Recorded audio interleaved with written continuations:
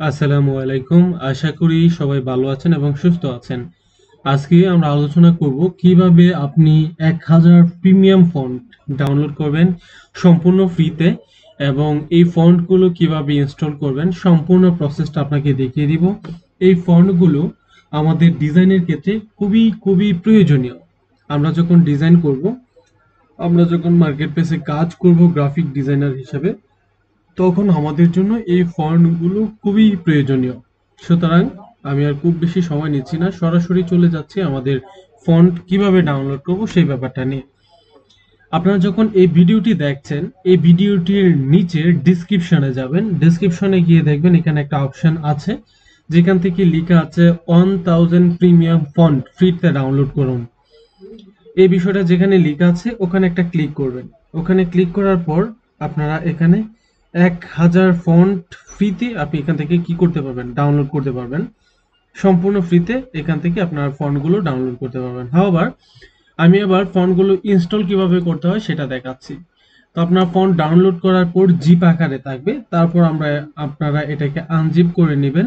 নেওয়ার পর এভাবে সবগুলো একসাথে সিলেক্ট করবেন।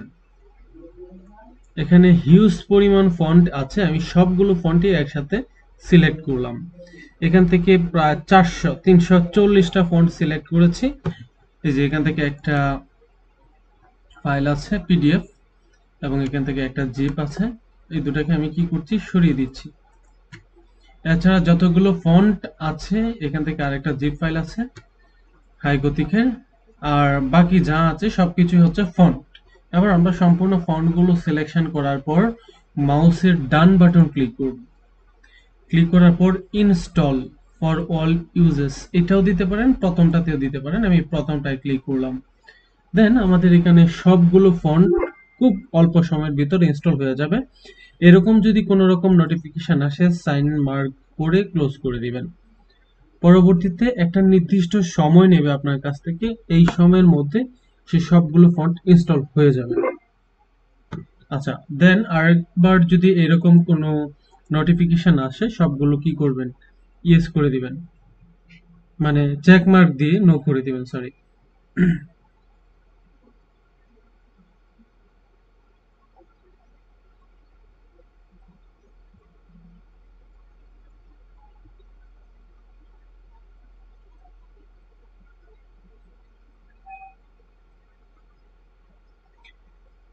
এই হচ্ছে মূলত ফন্ট ইনস্টলের সিস্টেম। আমি একটু সময় নিচ্ছি এখানে, সেটা অনেকগুলো ফন্ট তো ইনস্টল হতে একটু সময় নেবে এবং সেটা কতটুকু সময় নেবে সেটা ডিপেন্ড করবে আপনার কম্পিউটারের কনফিগারেশনের উপর।